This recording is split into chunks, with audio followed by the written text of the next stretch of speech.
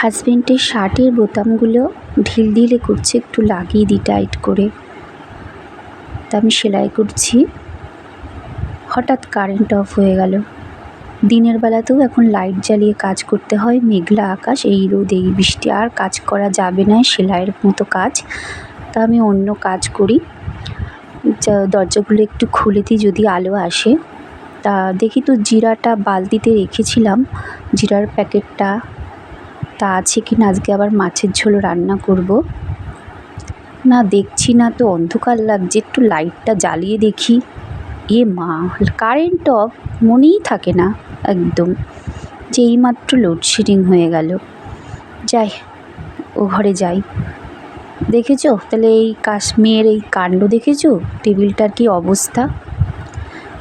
R A current of, পড়ার টেবিলের যা অবস্থা আমার গুছানো সম্ভব না এখন। যাই একটু তাহলে মাছের ঝোল রান্না করি। রান্নাঘর থেকে একটু বাটিটা নিয়ে এসে আলুটা কেটে ফেলি, সাথে একটু আদা। আগেই বলেছিলাম আজকে মাছের ঝোল হবে। তা আলু কেটে নিই।